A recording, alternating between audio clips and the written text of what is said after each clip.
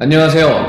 벌써 이게 저희 잠시만요. 이게 저래버리면 네 바로바로 제가 입장을 시켜드려야 돼서 이게 이제 벌써 일곱 번째 시간입니다. 저희가 매달 1회에서 2회씩 라이브로 그 해외에서 근무하시는 특히 이제 미국을 중심으로 해서 일본이랑 중국에 계시는 전문가들을 모시고 무료 글로벌 세미나를 진행하고 있는데요. 지금까지는 뭐 건축가님, 그다음에 뉴욕타임즈 기자분, 변호사님, 이민 변호사님, 뮤지컬 배우, 그리고 이제 성우, 다양한 직종에 계신 분들을 한 달에 한두 분씩 모시고 이런 세미나를 진행하고 있고요. 무엇보다도 지금 이제 코로나 때문에 왔다 갔다, 그러니까 이동이 제한적이고, 실제로 그 정확한 정보를 얻기가 힘든 환경이다 보니까, 그런 환경에서 올바른 정보를 제공하자라는 취지로, 사회적 기업에서, 함께 사회적 가치 만들기라는, 큰 명제 아래 이런 강연을 하고 있고요. 오늘 모신 분은, 뉴욕에서 SOM이라는 그 건축가 펌이죠. 그래서 근무를 하고 계시는, 친환경 건축가, 우리 정용수 건축가님을 모시고 강연을 세미나를 진행할 겁니다. 지금 건축가님은 뉴욕에 계시고요. 지금 시차가 12시간, 13시간이라서 저녁 9시 반입니다. 바로 건축가님 와 계시니까요. 시작하도록 하겠습니다. 건축가님 부탁드리겠습니다. 감사합니다. 네, 안녕하세요. 저는 미국 뉴욕에서 건축을 하고 있는 정용수라고 합니다. 우선 이런 기회를 마련해 주신 컬처베이 팀과 이상빈 대표님께 감사의 말씀을 먼저 드리고 싶습니다. 혹시 지금 제 목소리가 괜찮게 잘 들리시나요? 예. 그러면은 우선 제가 이제 오늘 얘기를 하고 싶은 것들은 이제 이렇게 크게 제 소개를 간략하게 하고, 그리고 이제 과연 건축, 그리고 건축가, 건축사가 무엇인가에 대한 얘기를 간단하게 드리고요. 그리고 제 건축 작업들을 좀 보여주고 마지막에는 질의응답을 하는 순으로 어, 강의를 진행하도록 하겠습니다. 어, 우선 강연에 앞서서 오늘 제가 얘기하고자 하는 내용이 지극히 주관적인 관점과 작업들로 이루어진 것이라는 걸 제가 좀 강조하고 싶습니다. 컬처 베이팅에서도 제가 이제 미국에서 건축을 하면서 개인적으로 생각하는 것과 느끼는 것을 가감없이 말씀해 주시길 원했고, 저도 그런 강의라면은 이제 부담 없이 진행할 수 있을 것 같아서 이런 기회를 갖게 되었습니다. 또 하나 말씀드리고 싶은 거는 뭐 말씀 안 드려도 잘 아시겠지만, 제가 뭐 한국이나 미국 건축계에서 큰 영향력이 있다든지 잘 알려진 유명 인사는 절대 아닙니다. 단지 그냥 제 앞에 있는 그냥 순간순간 기로에서 그냥 선택을 하고, 그리고 이제 어떤 일련의 과정 겪다 보니 지금 어떻게 하다 보니 이제 뉴욕에 와 있는데요. 그래서 이제 뭐 제가 하는 이런 얘기들을 그냥 이제 어떤 가르침을 주고받는 자리라고 생각하시지 마시고, 그냥 커피숍에서 뭐 친구나 동료 선후배에게 가볍게 얘기하는 관점으로 얘기를 들어봐 주셨으면 감사하겠습니다. 많이 부족할 수 있겠지만 즐거운 마음으로 진행해 보겠습니다.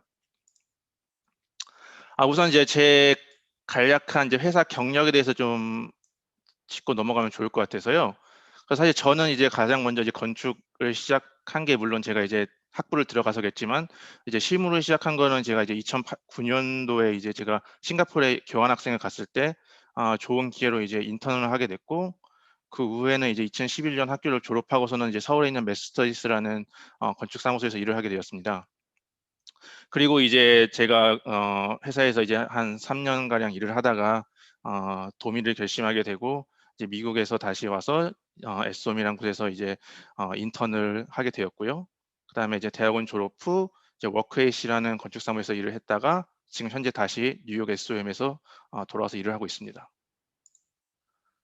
이제 이것들은 이제 간략하게 이제 제가 했던 작업들을 보여주는 건데요. 이제 보시다시피 이제 여러 가지 스케일의 건물, 작게는 전시 프로젝트에서부터 이제 크게는 이제 기차역 설계까지 어, 운 좋게 좋은 프로젝트에 참여를 많이 하였습니다. 일단 뭐 지금 제가 현재 소속되어 있는 이제 SOM에 대해서 간략하게 말씀을 드리면은, 일단 뭐 세계 각국에 이제 10개의 지사가 있고요. 근데 이제 현재 미국 뉴욕에서 이제 본사를 둔 건축 설계 및 엔지니어링 회사입니다. 그래서 뭐 잘 아시겠지만 이제 이것은 이제 9/11 테러 이후에 다시 지어진 이제 원 월드 트레이드 센터라는 건데, 이 타워를 설계한 회사가 SOM이고요. 제가 이 프로젝트에 참여는 하지 않았습니다. 제가 이제 회사에 들어가기 전에 이미 지어진 건물이고요. 이제 이 프로젝트는 이제 모이니언 트레인 홀이라고 해가지고 제가 이제 회사에서 한 3년가량 참여했던 프로젝트입니다. 이 프로젝트는 사실 예전에 있던 우체국 프로젝트를 우체국을 이제 기차역으로 변환하는 프로젝트인데요. 뉴욕에 오셨던 분들은 아시겠지만 펜스테이션이라는 기차역이 있습니다.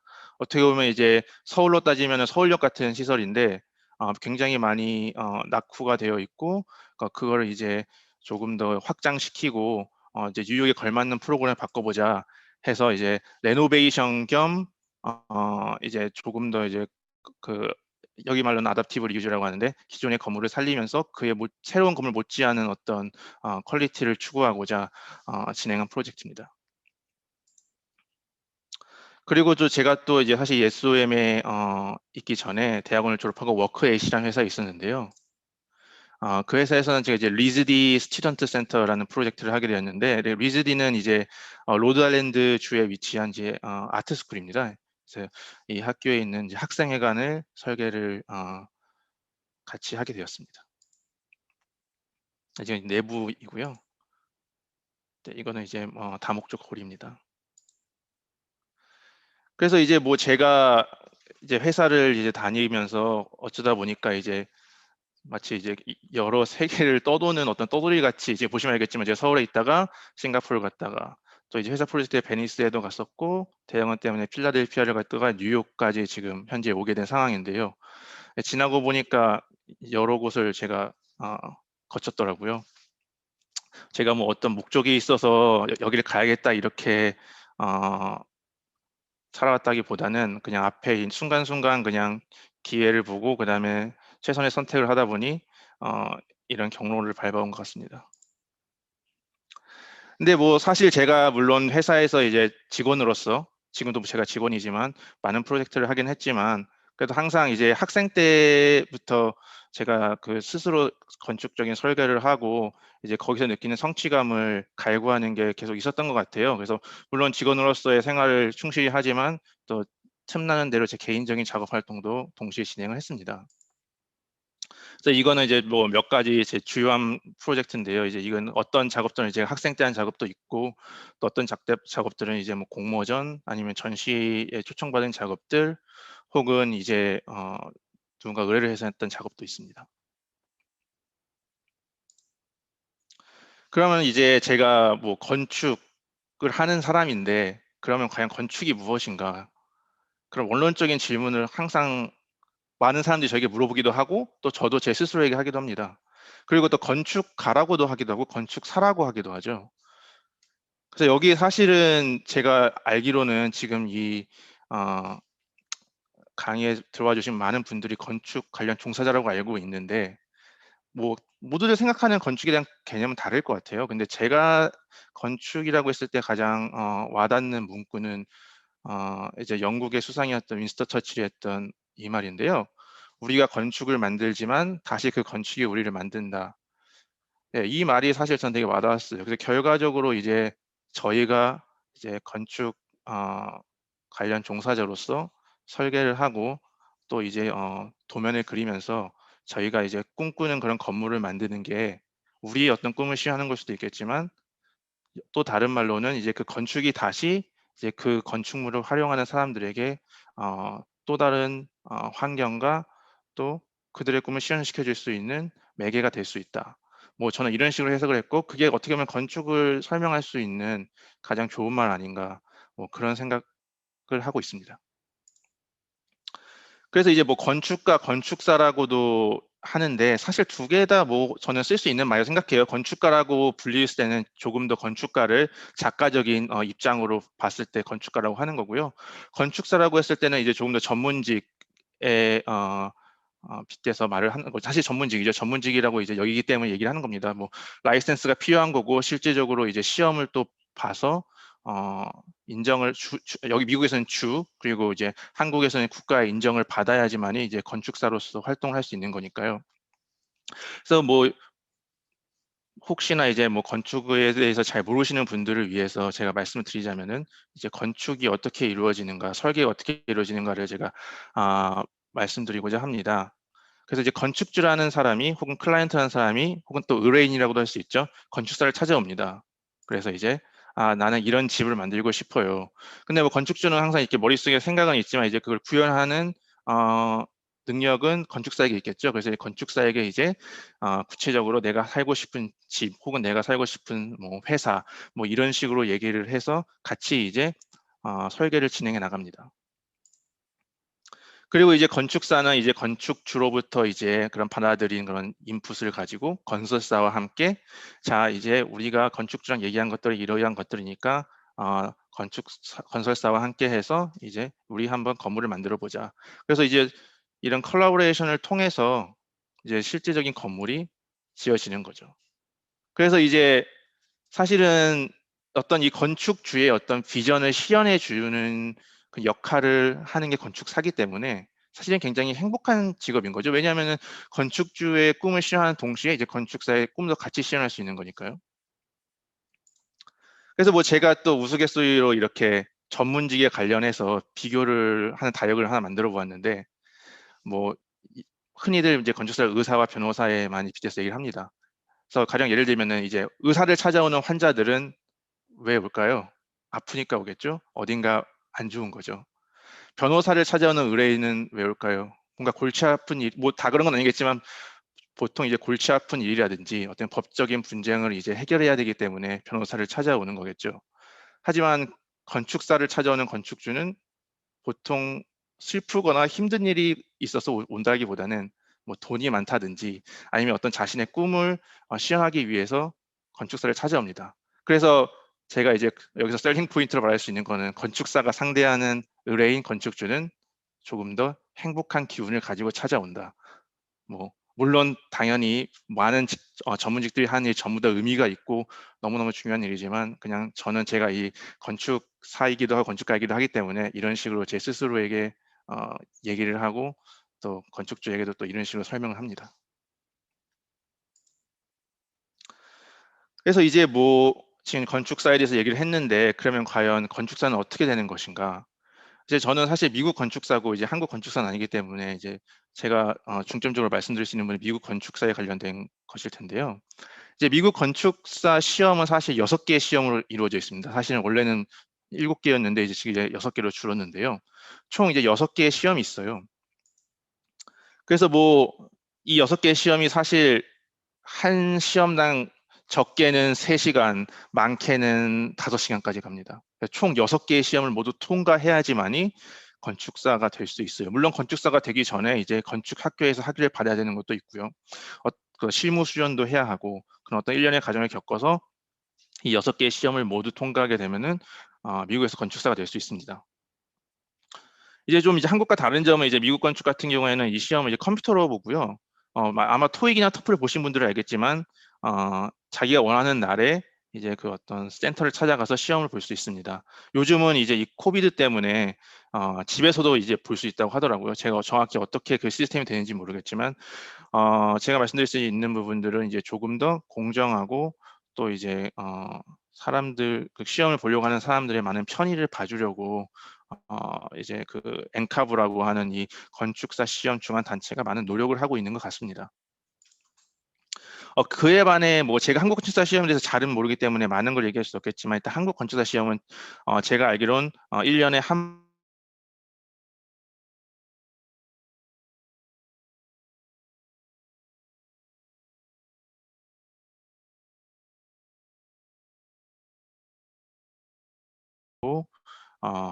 이제 3과목을 보는데 제가 듣기로는 굉장히 체력 소모가 많이 된다고 들었습니다. 그리고 이 시험은 이제 컴퓨터로 보는 건 아니고 실제적으로 제도판을 들고 가서 직접 작도를 하고 하는 시험을 알고 있고 제가 알기로는 굉장히 합격률이 낮은 걸로 알고 있습니다. 아마 10% 정도 되는 걸로 알고 있습니다.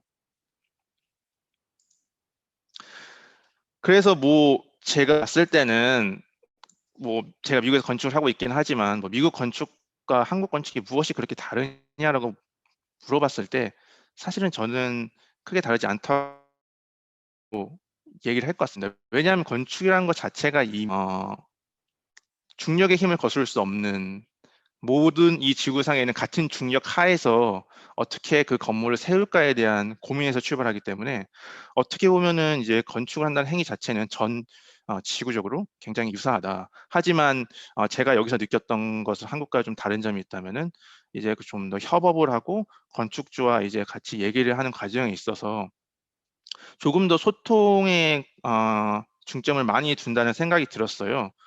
물론 제가 한국에 있을 때는 이제 조금 더 직급이 낮은 사원이었기 때문에 뭐 그런 걸 수도 있겠지만, 제가 이제 프로젝트를 진행함에 있어서 뭐 건설사라든지 건축주라든지 회의를 많이 참여를 하는데, 그런 상황마다 뭔가 저에게도 단순한 어떤 건축주가 이제 건축사에게 일방향적으로 시키는 입장이 아니라 정말 이제 건축사의 의견을 많이 들으려고 하는, 조금 더 이제 서로 상호작용에 근거한 어떤 설계를 이끌어내려는 그런 의지가 굉장히 돋보이더라고요. 근데 뭐 제가 생각했을 때는 뭐 지금 이제 한국에서도 이제 그런 식으로 많이 진행되고 있는 것 같습니다. 제 많은 친구들이 현재 사무소를 운영하고 있는 친구들 많이 있는데요. 이제 뭐 사실상 이제 한국도 어 그런 어떤 건축주와의 관계가 과거와는 다르게 이제 많이 향상되지 않았나. 어 그냥 제 개인 주관적인 관점에서는 그렇게 보고 있습니다. 혹시 지금까지 뭐 궁금한 거나 뭐 그런 점은 맨 나중에 이제 같이 한꺼번에 얘기하면 되겠죠?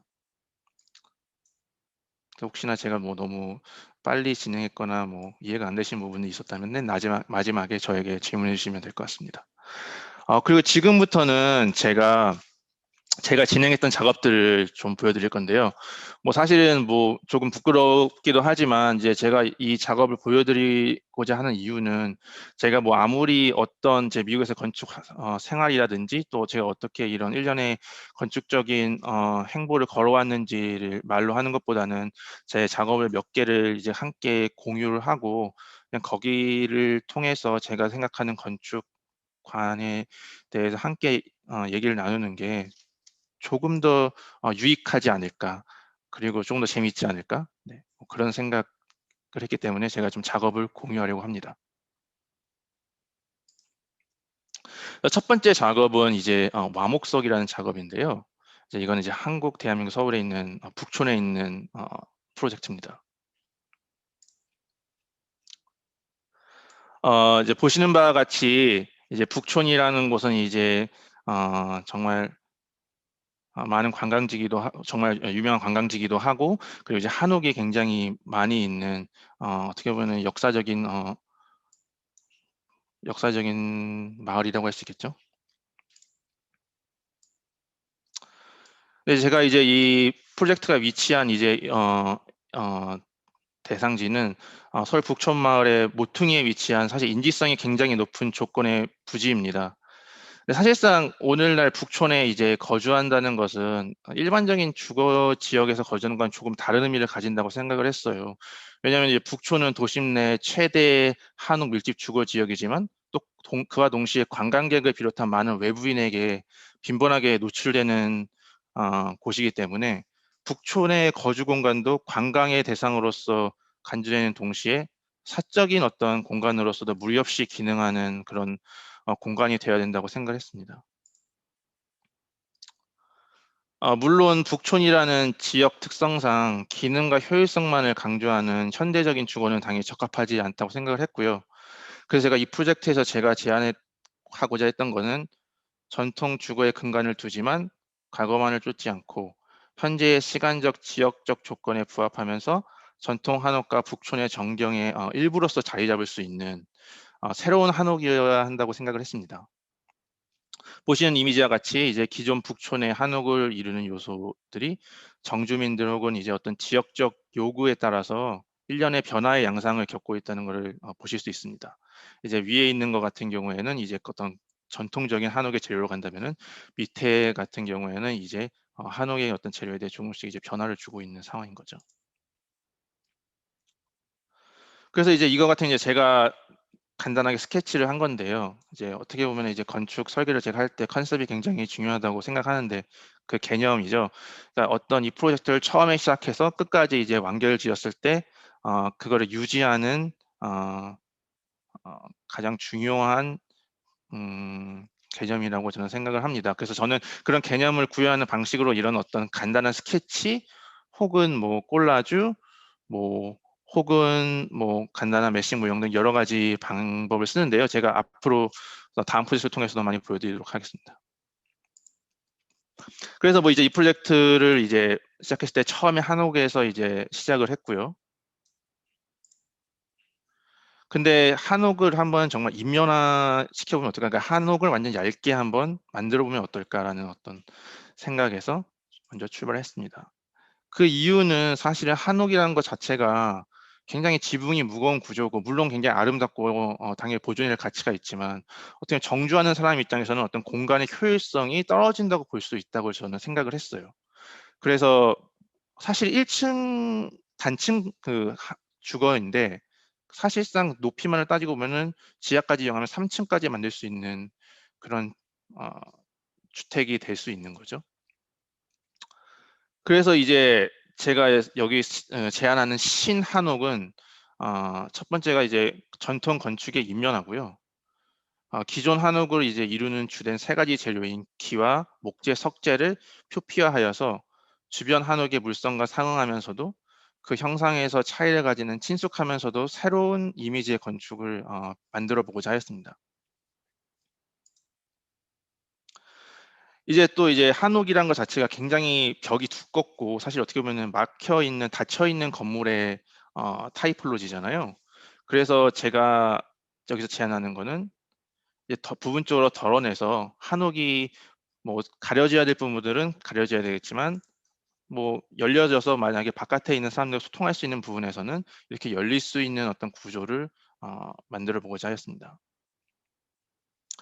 이제 이렇게 개폐가 가능하고 서로 다른 재료들이 적용되면은 단순한 외벽을 넘어서 외부 간의 소통의 기관으로 작용을 할 수 있다고 여겼습니다.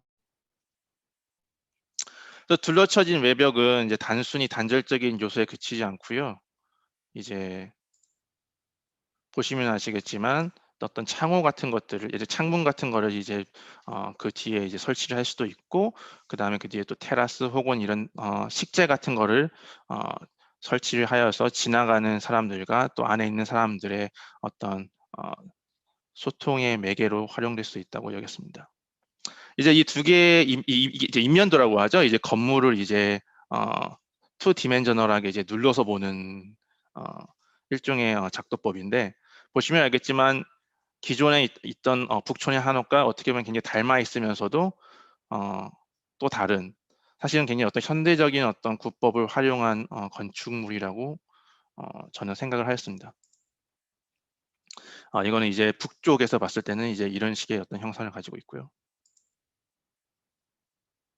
근데 저는 이제 어떤 이제 또 제가 평면도에 대해서 얘기를 할 건데, 평면도라는 거는 이제 건물을 이제 위에서 잘랐을 때, 물론 자를 수는 없겠죠. 근데 자른다고 가정을 하였을 때, 위에서 봤을 때, 뭐 저희가 이제 부동산이라든지 그런 데 가면 많이 볼 수 있는데, 방들과 이제 실 그리고 문, 그다음에 그런 어떤 공간들이 어떻게 구성되어 있는지를 보여주는 그런 도면입니다. 그래서 이제 제가 이제 그 평면도의 입장에서 이제 건축을 설계를 진행을 하였을 때 굉장히 전형적인 어떤 C자형 한옥의 그런 형상에서 출발을 하여 가지고,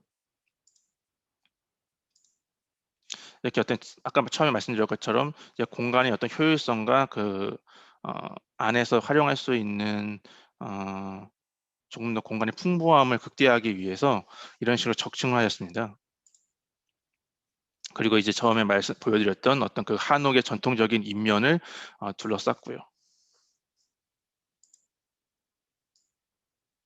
이거는 이제 지하층 평면도입니다. 이제 각 층의 실들 간의 구성을 확인하실 수 있는데, 지하층 공간은 석재로 공간 구획 및 마감이 되었습니다. 이건 이제 지상층 공간이고요. 이제 말씀드렸듯이 이제 여기 한옥이 밀집되어 있는 공간에서 굉장히 인지성이 높은 가로에 위치하여 있고요. 이제 여기 이 건물을 이용하는 주거민들은 이쪽 코너 문을 통해서 들어올 수 있습니다. 여기 계단이 있고 여기 대청마루. 그러니까 기본적으로 굉장히 한옥의 어떤 전통 공간 구성과 굉장히 흡사하지만 적층을 하고 또 인면의 요소를 끌어옴으로 인해서 안에서도 이제 바깥에 있는 한옥의 요소를 충분히 느낄 수 있는 그런 형상의 건물을 계획하였습니다.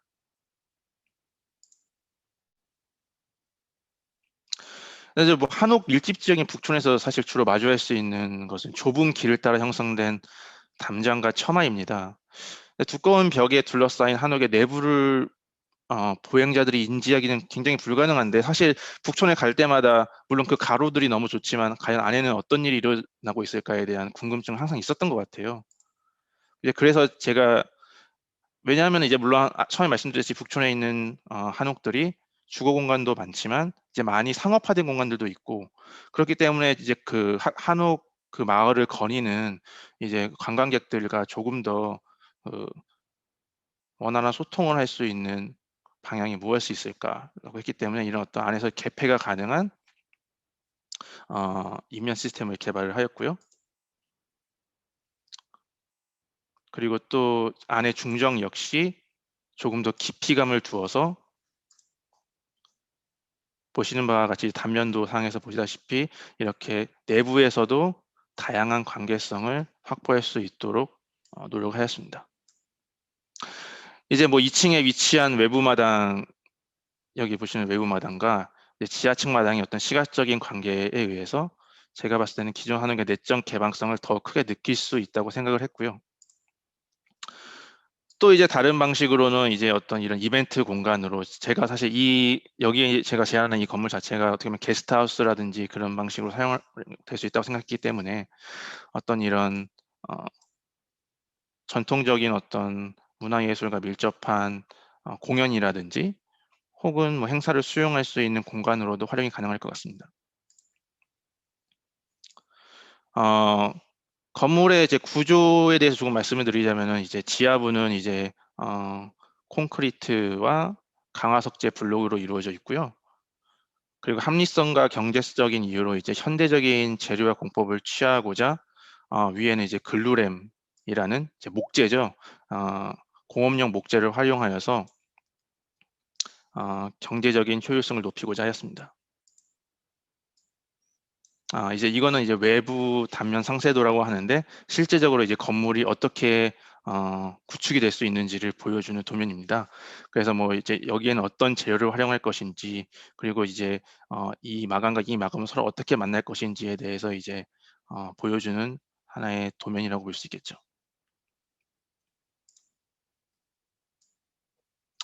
다시 정경입니다. 그래서 북촌을 찾는 사람들에게 어쩌면 한옥을 추상화한 하나의 조각품, 아트워크처럼 또 인지될 수 있겠다, 그런 생각도 들었습니다. 이건 이제 밤에 본 전경인데요. 대상지 옆 한옥에서 이제 창호지와 이제 문살들을 통해서 은은하게 빛이 퍼져 나오고 있는데, 이제 이런 것들이 또 저는 밤에 다른 한옥과 조금 차별화되면서도 또 이제 한옥이면서도 한옥이지 않은 어떤 그런 한옥을 구현하고자 했는데, 이제 이게 밤이 되면은 다른 한옥에 비해서 조금 더 열려 있기 때문에 굉장히 인지성이 높은 건물이 되지 않을까, 그런 식으로 생각을 해보았습니다.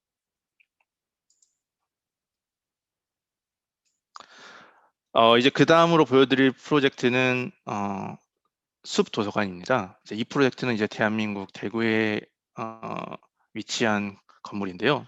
뭐 제가 설계를 했지만 이제 구현은 되지 않은 프로젝트입니다. 네, 이제 이게 제가 설계한 도서관 건물인데요. 보시는 바와 같이 주변에 있는 나무들과 잘 어울리는 그런 건물을 만들고자 의도하였습니다. 사실 이 건물을 처음에 이제 제가 생각했던 어떤 개념을 잡을 때, 제가 잘 알고 있는 동화 작가 정진호라는 친구와 이제 뭐 이렇게 캐주얼하게 얘기를 나눴어요. 그래서 나는 그 도서관이 있었으면 좋겠는데 주변에 나무도 많고 이게 공원에 있다 보니까 나무 같은 도서관을 만들고 싶다, 그런 식으로 얘기를 했더니 그 친구가 그러면은 책이 열리는 나무는 어때? 라는 얘기를 했었어요. 그래서 그게 굉장히 좋은 생각이다. 거기서부터 착안해서 이제 이 프로젝트를 진행하게 되었습니다. 그래서 이제 이것도 제가 간단하게 스케치를 한 건데요. 이제 현재 이 상황이 이제 이런 식으로 나무들이 있고 이런 어떤 많은 사람들이 활용을 하고 있는 공원이라고 한다면은 이제 이 기존에 있는 경관을 최대한 지키고 싶었어요. 그래서 이제 언덕을 만들고 또 다시 이제 지하를 파서 어떤 공간을 만든 후에 이제 그 위에 다시 마치 나무를 닮은 그런 구조물을 얹히자라는 생각에서 건물을 설계하게 되었습니다. 네, 이거는 이제 어떻게 보면 멀리서 본 어떤 인면 투시도라고 할 수 있는데요. 이제 그 미국에서 굉장히 유명한 현대 건축가 루이스 칸이 있는데 뭐 사실 이 사람의 말도 굉장히 이 프로젝트 하면서 많이 영감을 준 것 같아요. 이제 학교는 한 그루의 나무 아래에서 자신이 선생이라는 것을 알지 못하는 사람이 자신이 학생이라는 사실을 모르는 몇몇 다른 사람들과 자신의 깨달음에 대해 이야기하는 것으로 시작되었다라고 하였는데 저는 이 말이 굉장히 와닿았던 것 같아요. 그래서 뭐 누가 선생이고 누가 학생이고 할 것 없이 그냥 어떤 이런 주어진 공간 안에서 이제 자연스럽게 서로의 지식을 나누는 어떤 장이 나무 밑이었다는 게 저는 도서관도 당연히 그런 어떤 지식의 어떤 저장되어 있는 공간이기 때문에 서로 상호 작용해서 발전될 수 있겠다 그런 식으로 생각을 해봤습니다. 그래서 보시는 바와 같이 이 건물 제가 일부러 이 주변에 있는 나무보다 높게 하지 않았어요. 이제 나무의 그 높이에 맞춰서 최대한 낮게 건물을 하고 네, 주변의 전경과 어울리지만 도서관으로서 인지성을 가질 수 있는 그런 건물로 계획하고자 하였습니다. 네, 다시 이제 전경이고요. 네, 이제 평면도입니다. 이제 그 지하의 그 묻힌 공간에서는 이제 이런 식으로 다목적 홀이라든지 혹은 이제 이렇게 공간이 이제 여러 실별로 나뉠 수 있는 공간들을 배치를 하였고요. 이제 위층에 올라가면 이제 어린이 도서관이 위치를 하고 또 여기 사람들이 이 외부 공간은 테라스로서 충분히 공원의 연장으로서 이용할 수 있는 외부 공간으로 계획을 하였습니다. 그리고 이제 이거 3층에 있는 부분인데요. 이제 그 나무 그 잎이 있는 그런 높이와 비슷한 레벨에 위치한 공간이고 이제 보통 열람실로 계획을 하였습니다. 그래서 이제 그 처음에 말씀드렸던 그 지하 밑에 공간은 이런 식으로 여러 가지 실들이 구획되어 있고 사실 제가 이제 이런 걸 투시도 혹은 콜라주라고 하죠. 그래서 제가 이제 만든 이미지인데 사실 여기 있는 이 두 아이는 제가 실제로 그 현장을 갔을 때 그 공간에서 놀고 있는 아이들을 사진을 찍어서 제가 여기 합성을 한 거예요. 그래서 제가 뭐 이 작업을 하면서 결과적으로 원했던 거는 이렇게 이 공간을 잘 이용하고 있는 아이들이 내가 앞으로 설계를 한 공간에서도 연속적으로 이 공간을 향유했으면 좋겠다라는 그런 의도를 담기 위해서 이 이미지 작업을 하였습니다.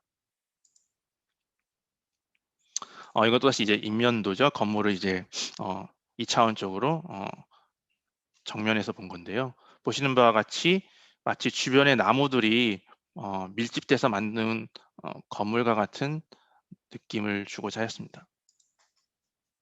이제 이 건물을 잘렸을 때 보시면 이제 이 공간이 어떻게 이루어지는지 대략적인 레이아웃이 보일 거예요. 그래서 이제 말씀드렸던 밑에 판 지하 공간 그리고 이제 여기 위에는 어린이 라이브러리, 어린이 도서관과 그리고 이제 외부 테라스 공간, 기존 공원의 연장선상으로서 활용될 수 있는 부분으로 계획을 하였고요. 이제 위에는 이제 열람실로 계획을 하였습니다. 이거 아까 말씀드렸던 이제 외부 단면 상세도인데요. 이제 어떤 식으로 이제 이 건물이 구축이 될 수 있는지에 대한 가능성을 보여주는 도면이고요. 이제 여기 있는 건 이제 어떤 재료를 제가 쓰고 싶은지 그런 의도를 보여주는 인면 투시도 인면도입니다.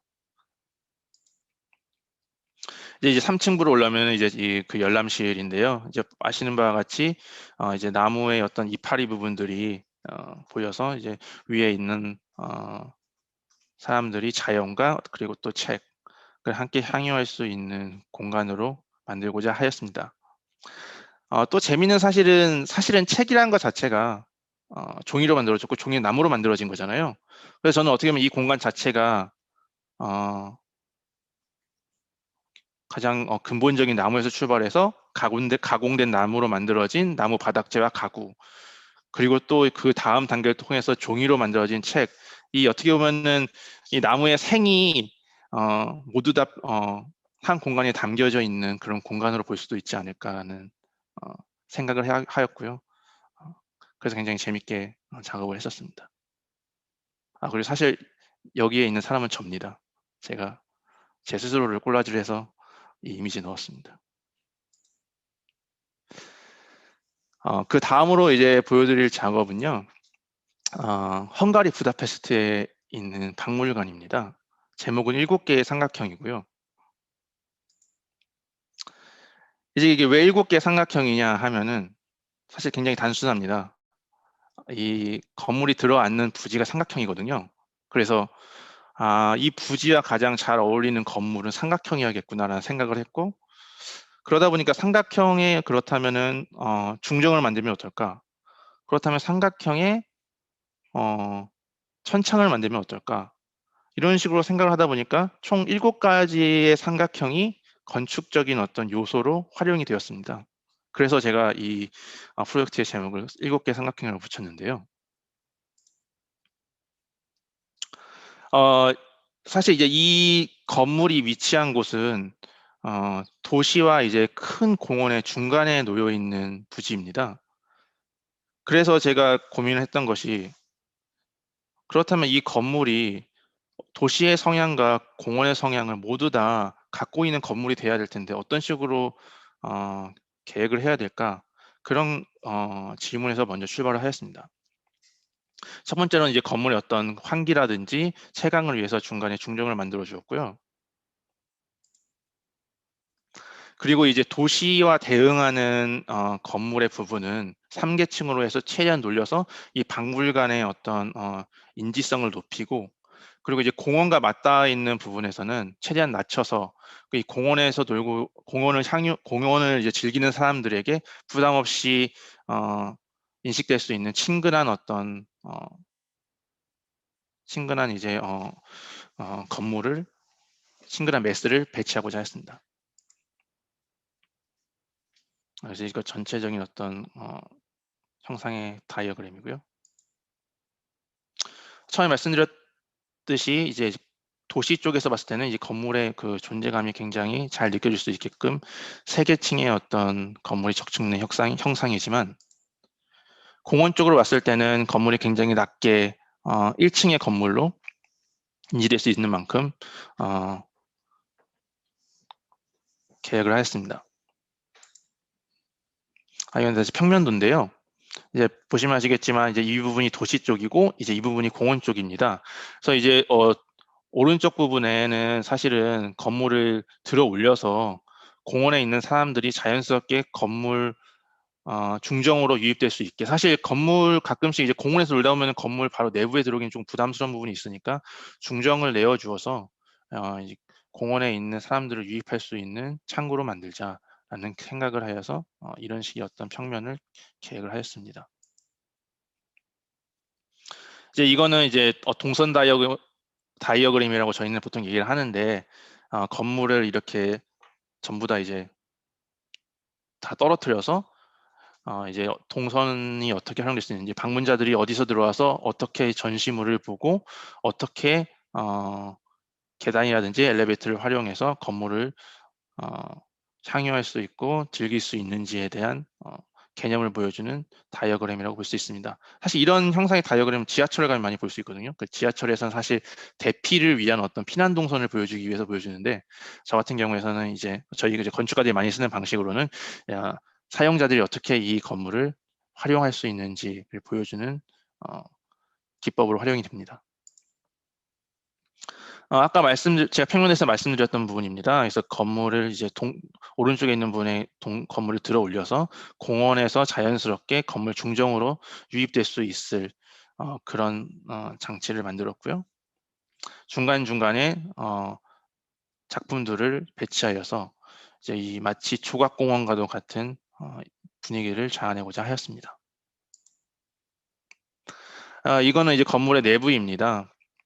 건물의 내부에서도 삼각형의 작은 중정을 두어서 자연과 이제 조각품을 같이 관람할 수 있는, 어떻게 보면은 공원의 연장선상과도 같은 실내를 계획해 보고자 하였습니다.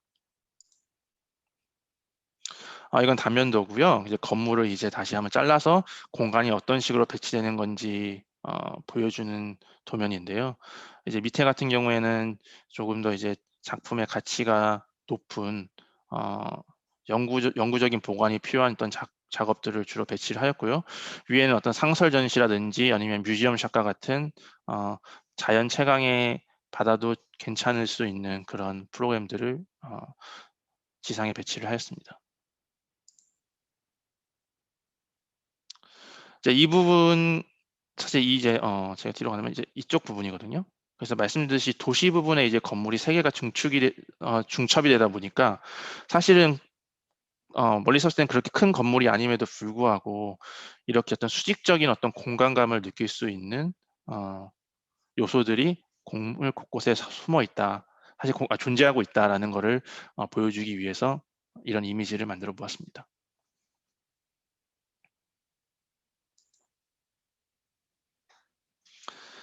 제가 그 다음으로 이제 보여드릴 작업은 일본 요코하마에 있는 터미널 프로젝트입니다. 저는 이거를 이제 다방향성 연속체라는 굉장히 어려운 제목을 붙였는데, 사실상 뭐 다 그런 건 아니지만 건축가들이 좀 어려운 말을 쓰는 걸 좋아하는 것 같아요. 사실 저는 그걸 굉장히 지양해야 된다고 생각하는 사람입니다. 하지만 저도 모르게 가끔씩 이런 말을 쓰는 걸 즐기는데요. 왜인지는 모르겠지만 복잡한 단어가 가끔씩 저에게 생각을 유발하게 하고 그 생각이 또 저에게 어떤 설계를 하게 하는 일종의 기폭제로서 작용할 때도 있는 것 같습니다. 사실 이 작업은 이제 제가 대학원 때 한 작업인데 이런 형상의 건물입니다. 사실 되게 신기하게 생긴 건물이죠. 이 건물을 제가 설계를 했을 때 사실 이제 이 건물은 이 프로젝트는 제가 아는 이제 학교 친구와 협업을 한 건데 사실 수화를 생각을 했었어요.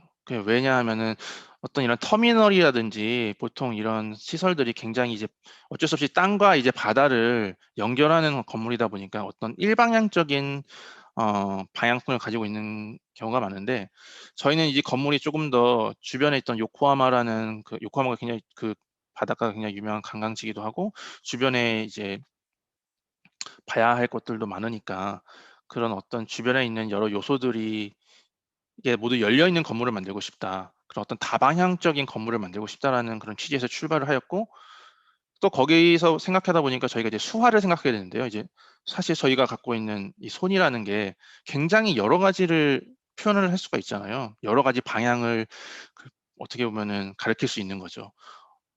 사실 어떻게 극단적인 경우는 사실 이 손으로 이제 수화로 이제 저희가 대화를 할 수도 있잖아요. 그만큼 이 손이라는 형상이 갖고 있는 잠재성이 어마어마하다.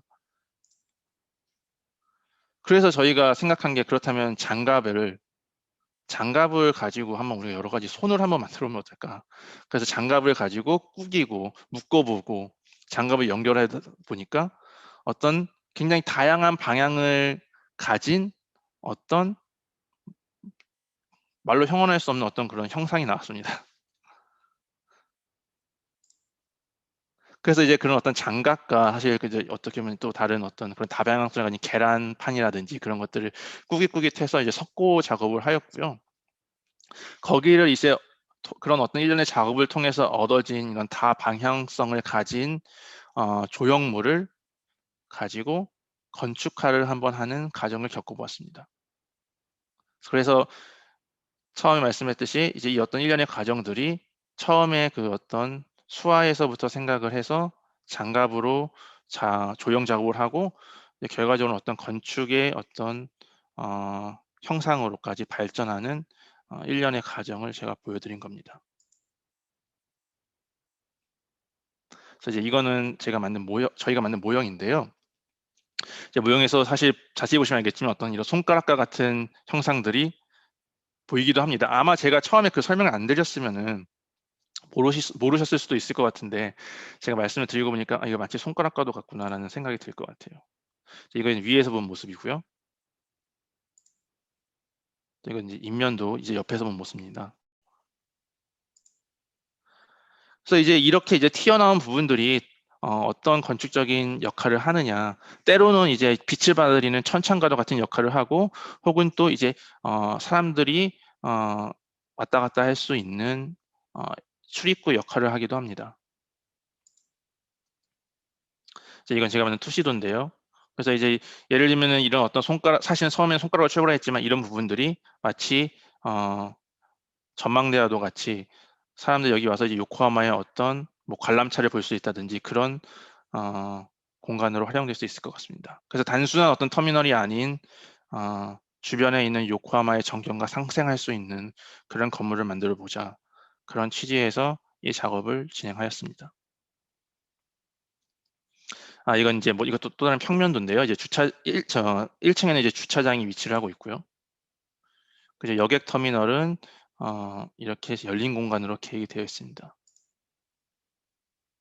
그리고 이거는 이제 야외 데크인데요. 사람들이 이곳에서 바다 경관을 보면서 돌아다닐 수도 있고, 이런 여러 가지 입구를 통해, 손가락에서 출발한 입구를 통해서 이 공간 안에 들어갈 수도 있습니다. 이제 이건 단면도입니다. 단면도를 통해서 보시면 알겠지만 1층에는 이제 주차장이 위치를 하고 위에는 이제 터미널, 그리고 그 위에는 이제 레스토랑 같은 공간들이 위치할 수 있습니다. 그래서 이제 사람들이 데크를 통해서 레스토랑에 와서 밥을 먹기도 하고, 그리고 터미널 공간을 내려다볼 수도 있고요. 이제 내부 투시도인데요. 이제 그 처음에 그 얘기했던 어떤 다방향적인 어떤 그런 공간감을 구현해 보고자 했던 의도를 이제 이 내부 투시도에서 좀 느낄 수 있을 것 같습니다.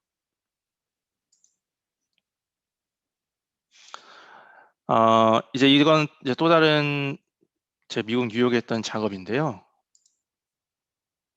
깊은 표피라는 작업입니다. 사실 이 프로젝트는 제가 상어에서 영감을 좀 받았습니다. 왜 상어에서 영감을 받았느냐? 상어를 표피를 굉장히 현미경으로 들여다보면은 사실 닫혀 있지 않고 열려 있습니다. 그래서 저는 이게 굉장히 흥미로웠던 게, 뉴욕 맨하탄에 최근 가다 보면은 굉장히 많은 유리 건물들이 있어요. 그래서 정말 많은 유리 건물들이 있구나. 하지만 또 다른 생각이 드는 게, 정말 그렇게 다 열려 있는 유리 그 초고층 건물들이 우리에게 좋은 것일까? 그래서 저는 역발상에서 조금 닫혀 있는 건물을 만들어 보면 어떨까? 하지만 완전히 닫혀 있을 수는 없겠죠. 건물이라는 게 어느 정도 열려 있어야지만이 뭐 채광이라든지 환기라는 게 가능할 테니까. 그런 입장에서 착안해서 이 상업 표피를 한번 건물로 발전시켜 보면 어떨까 해서 이제 어떤 이런 3D 프린트를 통해서 공간화된 프로토타입을 한번 만들어 보았고요. 이제 그걸 이제 이렇게 초고층 건물로 발전시켜 보았습니다. 그래서 이제 이게 저층부에서 봤을 때는 이제 이런 형상인데, 어떻게 보면 조금 무섭기도 하지만, 제가 여기서 조금 이게 사실 이게 굉장히 실험적인 프로젝트였는데, 제가 여기서 하고 싶었던 거는 이제 어떤 그런 상어의 표피의 어떤 하나의 그 조직을 이용해 가지고 뉴욕에 그래도 어울릴 수 있는 건물을 만들어 보고자 그렇게 계획하였습니다. 그래서 보시면 아시겠지만 이제 밑에 같은 경우에는 굉장히 열려 있는 많은 사람들이 이제 로비 공간 같은 거는 이제 들어갈 수 있게끔 계획을 하였고요. 이제 위에 같은 경우에는 보시면 옆에 건물들과 어느 정도 스케일을 상응할 수 있는 그런 작은 창의 단위로 쪼개가지고, 이제 밑에서는 이게 입구가 되지만 위에서는 창이 될 수 있는 그런 식으로 발전시켜 보았습니다. 그래서 이제 바깥에서 보는 이제 인면도상에서는 이런 식의 여러 가지 상어의 어떤 표피들이 각각의 요구되는 프로그램에 상응하여서 이제 다양한 크기와 다양한 방식으로 서로 연결되어 있는 것을 보실 수 있습니다. 이거는 이제 조금 더 그 단면들을 확대했을 때 보실 수 있는 건데요. 뭐 이런 데는 사무실에서는 이런 어떤 작은 창으로 쓰이기도 하고, 호텔에서는 어떤 그 상업 표피 하나가 그 어떤 호텔의 유닛 자체가 되기도 하고, 이제 그 위로 갔을 때 이제 아파트로 변화되는 어떤 이 하나의 그 상업 표피에서 출발해서 공간적으로 다양한 가능성을 추구의 다양한 가능성을 제가 실험했던 거를 이 단면들을 통해서 보실 수 있을 것 같습니다. 이제 뭐 단순히 이제 어떤 그래픽에서 그치지 않고 항상 모형을 통해서 이제 저는 얘기를 하고자 하는데요. 그게 왜냐하면은 이제 뭐 당연히 물론 컴퓨터를 이용해서 이미지를 만들고 도면을 만드는 게 굉장히 중요하지만 학교에서는 교수님을 혹은 실제적인 실무에서는 이제 건축주를 설득하기 위해서는 그래서 손에 만져지고 조금 더 깊이감에 있는 어떤 것을 가지고 가야지만이 내가 얘기했던 게 단순히 이미지로 끝나지 않는다는 걸 증명할 수 있는 것 같습니다. 이건 이제 호텔 유닛이고요. 제가 말씀드렸던. 이제 이거 다시 또 모형을 보시면은 이제 어떤 이 공간의 어떤 층과 그런 형상들이 주변에 있는 뉴욕 건물의 어떤 플로 플레이트들과 상응하고 있다는 것을 보실 수 있습니다. 사실상 뭐 그것도 있지만 제가 사실상 여기서 보여드리고 싶었던 거는 기존의 어떤 오피스 타워들은 이렇게 굉장히 판 자체가 그냥 적층된 거에 불과한데 이 제가 제안하는 건물 자체는 처음에는 당연히 기존의 건물들과 비슷한 어떤 판으로 시작하지만 이 공간의 변화를 따라서 변함에 의해서 조금 더 새로운 유형의 타워 타이폴로지로 익혀질 수 있겠다라는 그런 거를 좀 설명하고 싶었던 것 같습니다. 이거 사무실의 어떤 그 밑에 저층부에 있는 사무실이고요. 이거는 이제 그 뒤쪽에서 본 남쪽에서 본 타워의 형상입니다. 그리고 이제 이거는 이제 락펠러 센터에 올라가면은 이제 이 건물이 이런 식으로 보일 수 있다. 그래서 이걸 이제 설득하기 위해서 제가 여기 아이패드에도 심지어 이 사람이 마치 이 건물 정말 매력적인 건물인 양 사진을 찍고 있는 것을 보여주면서 프레젠테이션을 했던 기억이 있습니다. 네, 이제 마지막 프로젝트인데요. 제목은 방들의 집합체입니다. 이것도 이제 미국 뉴욕에 있는 업스테이트에 있는 건물, 그 주말 서머 하우스를 제가 설계를 한 건데요.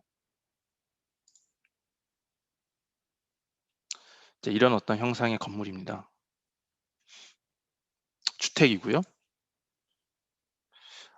제가 이 프로젝트를 생각했던 거는 저희가 이제 기본적으로 갖고 있는 주택에 대한 개념을 조금 다르게 보자는 그런 개념에서 출발을 했습니다. 그래서 이제 이거는 이제 뭐 건축을 하시는 분들이면 아마 모두 다 아시겠지만 이제 빌라 사보야라는 건물인데요. 1929년에 지어진 르꼬르비지라는 정말 위대한 건축가의 작업입니다.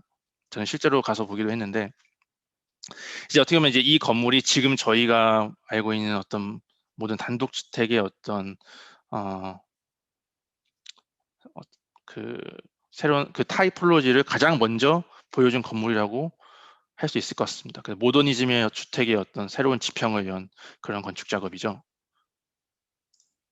근데 사실 제가 여기서 얘기하고 싶었던 거는 물론 정말 위대한 건물이고 어떻게 보면은 최적화되어 있다고 볼 수 있는 건물이지만 사실상 이 건물을 활용하는 거주민들이 이용하는 방들은 이 전체적인 건물의 이 어떤 사각형의 형상에 의해서 굉장히 눌려진 형상이죠. 다시 말해서 이제 이 방들이 이 건물을 구성하고 있는 방식은 기존의 어떤 그 깔끔한 사각형이 먼저 만들어지고 이제 그 안에서 종속된 개념의 하위 개체로 방들이 구성되어 있습니다. 근데 저는 이제 여기서 한번 질문을 던지고 싶었어요. 왜냐하면 이제 우리보다는 내가 점점 더 중요시되고 있는 사회를 저희가 살고 있잖아요. 근데 우리가 어떤 이 집, 가족 이 안에서 그 어떤 공동체 안에서의 일부의 개인으로 사는 게 더 이상 바람직한 모델이 아닌 지금에서, 그렇다면은 이 1929년에서 29년에 지어진 이 주택의 이런 유형에 우리가 계속적으로 따라야 하는 것인가?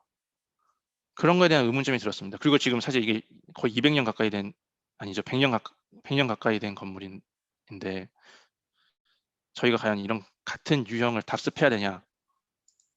그래서 저는 이렇게 생각했어요. 그렇다면 집에서 방으로 가는 게 아니라 방에서 집으로 갈 수 있을까? 그렇다면은 아마 저희는 조금 더 자유가 있을 것 같아요. 방을 만드는 게 단순히 그 사각형에서 쪼개진 어떤 그런 짜투리 공간의 개념이 아니라 정말 다양한 형상의 방들이 먼저 출발하겠죠. 예를 들면은 뭐 가족이 있으면은 뭐 딸은 나는 삼각형 방이 있었으면 좋겠어. 뭐 어떤 사람은 동그란 집이 있었으면 좋겠어. 나는 평행사변형 집이 있었으면 좋겠다. 방이 있었으면 좋겠어. 방이 있었으면 좋겠어라고 얘기를 할 수 있잖아요. 그래서 저는 생각했던 게, 그러면은 방들에서 출발을 하고 그 방을 모두 연결시킨 주택은 어떤 형상일까? 그래서 결과적으로 나온 게 이런 형상의 집입니다. 보시는 바와 같이 각 실들이 다양한 형상을 가지고 있고 그 형상들이 연결된 것이 어떤 주택의 형상을 갖고 있는 거죠. 사실 저는 이게 지금 우리 가족의 모습과 비슷하다고 생각을 했어요. 이 가족이라는 어떤 그 틀 안에서 이제 가족 구성원들이 정해진 게 아니라 다양한 가족 구성원들이 이제 모여서 가족이 이루어지는 거잖아요. 그래서 저는 이게 어떻게 보면은 지금 이 시대상에 맞는 주택 유형이 될 수 있지 않을까, 그런 생각을 하였습니다. 그래서 이제 이거는 이제 뉴욕 캐치키라는 곳에 이제 위치한 주택인데요. 그래서 보시는 바와 같이 이제 각각의 방의 그 구성이 모두 다양하다 보니까 집 안으로 들어오는 자연 환경이라든지 뷰 같은 것들도 전부 다 각양각색의 다양한 방식으로 집 내부로 들어올 수 있겠죠. 이거는 이제 제가 거실과 이제 부엌을 본 형상인데 투시도인데요. 보시는 바와 같이 굉장히 다양하면서도 기존의 집과는 다른 어떤 그런 공간감이 느껴지는 것을 보실 수 있습니다. 이건 평면도인데요. 이거는 지하층 평면도입니다. 이제 뭐 방에서도 이제 뭐 예를 들면 여기 살고 있는 사람은 나는 이런 아치형의 그런 창을 갖고 싶었어. 그러면 이런 공간을 가질 수 있는 거예요. 근데 이 공간이 사실 다른 공간과 연결됨으로 인해서 이렇게 예상치 못한 그런 전이 공간이 형성이 되는 거죠. 제가 인면도입니다. 인면도에서 보시면은 이제 다양한 형상의 창들이 연결되어서 그 건물의 인면을 직접적으로 이루고 있는 걸 보실 수 있죠. 이거 단면으로 잘렸을 때는 보시는 것 같이 안에 작은 정원도 있고, 그리고 이제 이런 어떤 공간들이 굉장히 이제 사각형에서 출발했을 때는 이루어질 수 없는 공간인데 다양한 어떤 공간에서 그걸 연결하면서 공간을 만들다 보니까 저도 예상치 못한 어떤 그런 공간들이 종종 발견되는 걸 느낄 수 있었습니다. 이제 이거는 지하에서 봤을 때는 이제 이런 식으로 좀 안에는 닫혀 있지만 위에서 이제 창이 빛을 떨어뜨리면서 조금 더 드라마틱한 그런 공간을 만들 수 있었습니다. 이제 이거는 이제 게스트하우스로 쓰일 수 있는 게스트룸으로 쓰일 수 있는 공간이고요. 네, 사실 이제 그게 마지막 프로젝트였고요. 사실 더 프로젝트가 많이 있는데 이제 궁금하신 분들은 제가 사실 제 개인적인 홈페이지를 운영하고 있으니까 가서 또 다른 프로젝트도 봐주시면 감사하겠습니다. 이제 마지막으로 제가 끝맺는 말로 드리고 싶은 말은, 사실 제가 되게 좋아하는 구절이에요. 이제 영어로 하면 Not all those who wander are lost라는 말인데, 헤매는 자가 모두 길을 잃은 것은 아니다라는 말입니다.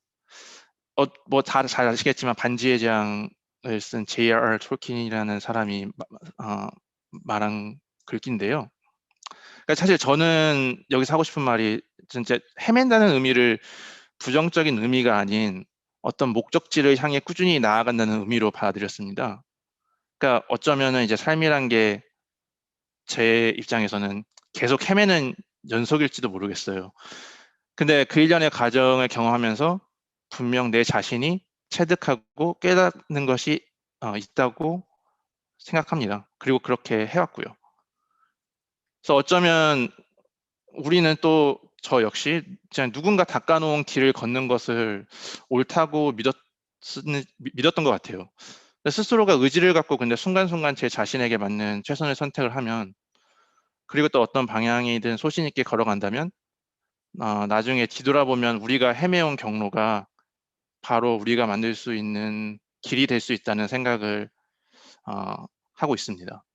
즉 남이 아닌 제 자신이 스스로 길잡이가 될 수 있다는 신념을 지니고 있다는 게 저는 중요하다고 생각합니다.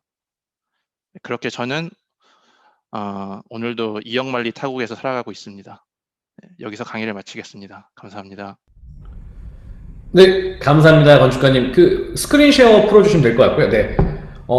지금 오늘은 건축가님을 모시고 지금 건축가님의 작업들과 그리고 지금 근무하시는 환경 뭐 이런 것들에 관해서 들어봤는데요. 무엇보다도 지금 이렇게 무료 글로벌 세미나를 7회째, 올해 총 17번의 무료 세미나가 기획되어 있는데요. 목적 자체가 그렇습니다. 아무래도 한국에서 살다 보면 한국만 보이죠. 그래서 지금 건축가님이 한번 언급을 하셨지만 그 통안에 있는 것들만 바라보다 보니까 우리가 선택할 수 있는 선택지라는 게 굉장히 제한적이죠. 근데 사실은 뭐 아시겠지만 4차 산업혁명이다, 그리고 코로나 때문에 완전히 막혀있긴 하지만 우리 건축가님을 비롯해서 그 전에 한 7분, 그 앞으로 나오실 10분의 삶이나 과정을 보면 더 이상 한국에 계신 분들에게, 청년들에게 한국만이 선택지가 아니거든요. 다양한 선택지가 놓여져 있는데 그런 선택지들을 우리가 알지 못하면 볼 수 없기 때문에 그렇게 한 번씩 소개를 함으로 인해서 한국에 계신 분들이 더 많은 선택지를 본인 스스로에게 제한 걸지 않고 또 보통 이야기하는 경제적 환경이나 지리적 제약을 벗어나서 좀 올바른 선택을 할 수 있는 환경을 만들어 드리자라는 취지에서 시작된 프로젝트고요. 오늘 이렇게 건축가님께서 말씀을 한 1시간가량 해주셨는데 격이 없이 그 궁금하신 점이 있으시면 올려주시면 좋을 것 같아요. 카톡이 아니죠. 지금 채팅창에다가 질문을 올려주시면 제가 건축가님께 직접 여쭤봐 드리고요. 혹은 지금 뭐 얼굴을 열고 계신 분들이 거의 없는데 뭐 열고서 직접 질문을 해주셔도 될 것 같고요. 혹시 질문 있으신 분 있으실까요? 하나 질문이 들어왔는데요. 제일 애정이 가는 작품이 무엇인가요? 그것에 대한 이유도 궁금합니다. 라고 질문 주셨어요. 제일 애정이 가는 작품은 사실 뭐 10손가락 깨물어서 안 아픈 손가락 없다고 제가 뭐 딱히 하나를 꼽기는 어려운데요. 그래도 가장 처음에 보여드렸던 그 한옥 작품을 꼽을 수도 있을 것 같습니다. 그 이유는 제가 사실 제일 어떻게 보면 처음 큰 상을 받았던 작업이기도 하고, 그리고 이제 제가 생각했던 어떤 전통 한옥 건축에 관한 개념을 어떻게 보면 활용하면서도 나름 이제 어떤 새로운 주택 유형을 제시했다고 저 스스로가 생각을 하고 있어서 가장 기억에 남고 또 어떻게 보면 또 애정이 가는 작업이라고 말할 수도 있을 것 같습니다. 네. 그 사실 현실적인 질문이 굉장히 많이 들어오기 시작합니다. 근데 뭐 저도 이제 여쭤볼까 했었는데, 이제 질문이 쏘움의 어떤 과정을 통해서 입사하셨는지에 대한 질문이 들어왔거든요. 어떻게 말씀해 주시겠습니까? 그 회사는 이제 뭐 사실 어떤 과정을 거쳐서 제 생각에는 그냥 열심히 하시고 포트폴리오 잘 만드시면은 기회가 있는 것 같습니다. 저 같은 경우는 사실 이제 미국에 유학을 와서 대학원을 마치고 이제 입사를 하였는데요. 당연히 이제 비자라는 그런 어떤 좀 걸림돌이 있었기 때문에 저는 그런 과정을 겪었고, 물론 저는 또 대학원을 가서 공부를 더 하고 싶었던 것도 있고요. 근데 종종 이제 그 회사에 보면은 바로 이제 외국에서 지원을 해서 오는 친구들도 꽤 있어요. 그래서 정말 자기가 튼튼한 포트폴리오와 또 강한 의지가 있다면은, 그리고 약간의 영어가 된다면은 저는 지금도 당장 회사에 지원을 하는 것을 추천하고 싶습니다. 네, 그래서 저도 연결된 질문인데, 한국에서도 이제 건축을 하셨다고 알고 있는데, 한국에서 건축 라이센스를 따시지 않고 미국 라이센스를 따시게 된 계기가 그냥 미국에 건너가셨기 때문에라고 생각을 해야 될까? 아니면 어떤 동기가 있으신지, 뭐, 그 결정의 의미가 어, 왜 생겼는지를 여쭤보시는 것 같아요. 음, 저는 사실 미국에 오고 싶었던 게, 제가, 그러니까 뭐 대답을 일단 드리자면은, 그 대표님께서 말씀하셨던 것처럼 미국에 있기 때문에 미국 건축사를 딴 것 같아요.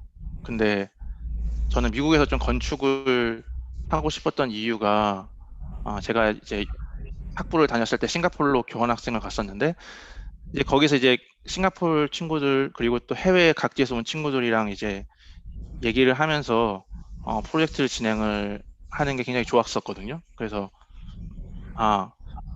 제가 영어는 잘 못하지만 건축 하나로 이렇게 그 해외에 있는 많은 사람들과 같은 얘기를 하고 같은 프로젝트를 진행을 할 수가 있구나.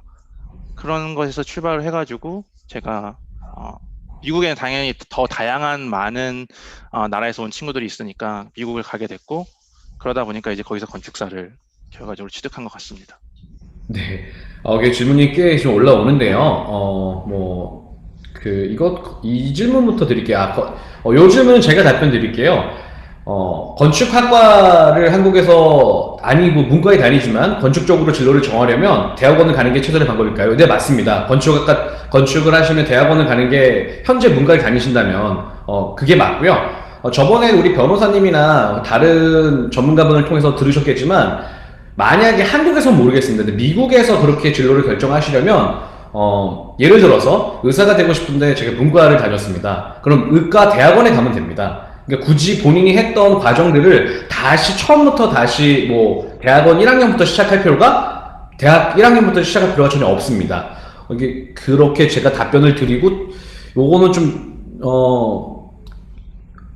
건축을 하시는 분야에 계신 분 같은데 마지막 프로젝트에서 방을 분리하지 않고 개방시켜 놓은 이유를 여쭤보시거든요. 제가 잠시 쉐어해서 보여드릴게요. 방이 분리되어 있습니다. 사실 보시면 이제 방들이 다 이렇게 제가 보여드렸던 뷰는 여기서 이제 이쪽에서 본 뷰인데요. 그 이제 부엌이랑 이제 거실이 있는 부분들을 제가 보여드렸던 거고, 각각의 방들도 이렇게 다 분리가 되어 있습니다. 화장실과 여기 사용기 분리가 되어 있고, 지하층 방도 따로 분리가 되어 있고요. 그래서 이제 이거는 이제 거실과 이제 부엌을 봤을 때 이런 식으로 보이는 거고요.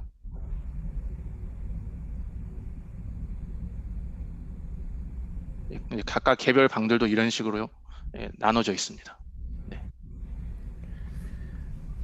네. 그리고 뭐 다른 혹시 질문 있으신가요? 뭐 이런 질문이 있으셔서 그 아뜰리에에서 미국으로 이직을 하신 이유는 사실은 그 대학원을 또 그 다니셨어요. 건축가님께서. 그래서 이제 대학원을 다니시고 이제 직장을 옮기셨다라고 생각하시면 맞을 것 같고요. 어, 제가 여기 잠깐 부연 설명드리자면, 네. 아뜰리에 사무실 다니면서 사실 저는 거기에 또 미국 친구들이 좀 있었어요. 그 회사에서도 외국인들이 있었기 때문에 그 친구들과도 많은 교류를 하고, 그런 과정을 통해서 내가 이런 부분들이 좋았었지, 뭐 이런 식으로. 당연히 물론 한국에서도 이제 정말 훌륭한 건축가들과 훌륭한 친구들과 많은 교류를 했었지만, 또 이런 외국인 친구들과 교류를 하면서 제가 또 배우는 게 많았기 때문에 그래서 이제 미국으로 건너간 것도 있습니다. 네, 싱가폴 교환학생, 그리고 이제 아뜰리에 생활하면서 만났던 외국인 친구들, 또 혹은 외국 프로젝트들, 그리고 또 그런 부분들이었던 것 같습니다. 네. 네. 그 네, 대학원은 국외로 지나가신 게 맞습니다. 요거는 또 이게 되게 공부하시는 학생 같은데요. 설계를 하면서 매스 스터디가 너무 어렵다고 하는데요. 주로 어떤 방식으로 접근하시는지, 이렇게 보면은 프로젝트 매스 형태들이 정형부터 비정형까지 다양해서 어떤 부분으로 이제 접근하시는지 궁금하다고 하시거든요. 그건 저한테 사실 어려운데요.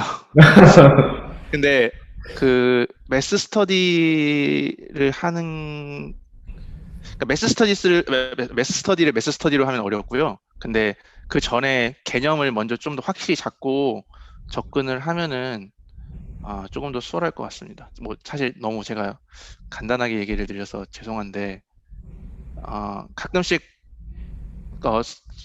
매스 스터디를 어떤 식으로 하시는지 모르겠지만 모형을 가지고나 혹시나 3D 모형을 한다면 한번 손으로 한번 끄적끄적이는 게 또 다른 방식이 될 수 있을 것 같아요. 손이 사실 제일 빠르거든요. 생각하는 걸 구현하는 데 있어서 정확하진 않지만 그래서 한번 손으로 긁적긁적해서 정말 김재민 학생이 원하는 게 뭔지 한번 먼저 해보고 다시 매스 스터디를 하면은 좀 더 낫지 않을까. 예. 네, 되게 전문적인 질문들이라서 이제 요 질문 마지막으로 드릴게요. 예, 설계할 때 개념 잡는다는 부분이 어렵고 모호하다고 생각한답니다. 그래서 개념을 잘 잡기 위해서 어떤 식으로 공부를 하시고 스터디를 하시는지. 개념을 잡는 게 사실 굉장히 어렵죠. 근데 딱히 어떤 거 공부한다기보다는 많은 거에 관심을 갖는 게 되게 중요한 것 같아요. 그러니까 또 설계할 때 너무 이 설계에 관련된 것만 보면은 되려 잘 안 되는 경우가 많잖아요. 시간만 가고. 그래서 조금 다른 딴짓도 하고 또 다른 책도 한번 보고 혹은 또 영화도 보고 아니면 그냥 바깥에 한번 다른 건물들도 보면서 또 영감을 받아보기도 하고. 그러니까 너무 설계 잡을 때 건축만 보지 마시고 다른 분야를 좀 더 보시면은 되려 거기서 좀 더 아이디어를 좀 많이 얻는 것 같더라고요. 뭐 제가 사실 좀 부연 설명을 드리면 이제 건축가님을 제가 뵙고서 건축을 전공하지 않은 외부인이 그리고 이렇게 그 글로벌 세미나를 운영하는 사람 입장에서 봤을 때 가장 좋았던 점은 건축가님은 한국에서 태어나셨고 한국 생활을 하셨기 때문에 지금 미국에서 어떤 사물을 바라볼 때 그들이 바라보는 관점하고 다른 관점을 갖고 계시고 있더라고요. 그러니까 한국에서는 한국 사람들과 경쟁을 하다 보니까 많은 사람들이 같이 공감하고 가지고 있는 관점을 갖고 있다 보니까 경쟁이 더 치열한데 오히려 해외에서는 그들 사이에서는 경쟁이 더 치열하지만 오히려 다른 관점을 갖고 있는 한국 사람이기 때문에 갖고 있는 강점도 있다고 그렇게 가정되더라고요. 그래서 그런 말씀을 드리고 싶었고요. 뭐 계속 질문이 들어오는데, 마지막 이거는 좀 간단한 질문 같아서 혹시 한국에서는 스케치업하고 루미온을 사용한다고 하는데 미국에서 실무에서 어떤 툴을 사용하시는지 여쭤보시거든요. 저는 라이노, 레빗 그리고 인스케이프 쓰고 있어요. 네, 간단하게 말씀드리면 실무에서.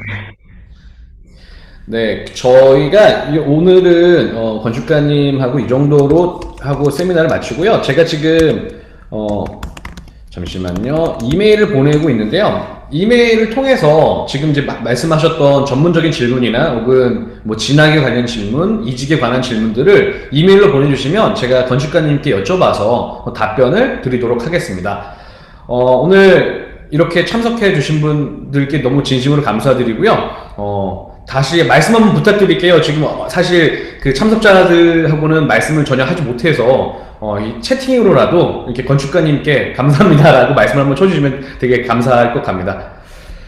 건축가님 오늘 너무 감사드리고요. 뭐 지금 이제 사실 벌써 뉴욕은 밤 11시가 다 돼가네요. 이렇게 정말 참석해 주셔서 진행해 주시고 멀리서 응원해 주셔서 감사하고요. 오늘 이런 좋은 강연 너무 진심으로 감사드립니다. 감사합니다. 네, 감사합니다. 네, 감사합니다. 지금 계속 채팅이 올라오고 있습니다. 말씀 하시네요. 오늘 세미나 너무 도움되었다라는 분도 계시고요. 감사합니다. 네, 감사합니다. 그럼 말씀하시는 분이 계신데? 네, 다시 보기를 제공을 해 주시나요? 네, 그럼요. 다시 보기는요, 지금 사실 저희가 뭐, 뭐 그런 목적으로 하는 게 아니기 때문에 홍보를 많이 하진 않지만 유튜브 채널에 컬처 베이팅 센터라고 치시면요. 지난 총 14강연이 올라가 있고요. 오늘 그 건축가님의 세미나도 편집을 통해서 오늘 안에 올라갈 예정입니다. 감사합니다. 네, 뭐 다른 질문이 없으시면 이것으로 방을 우리가 하는 속된 말로 폭파시킨다고 하지 않습니까? 폭파하도록 하겠습니다. 자, 감사합니다. 이거를 제가 전체로 안 했구나. 잠시만요. 오늘 강연은 여기에 올라갈 예정입니다. 네, 감사합니다. 그러면은 오늘 좋은 하루 되시고 좋은 주말 되시길 바랍니다. 감사합니다. 감사합니다.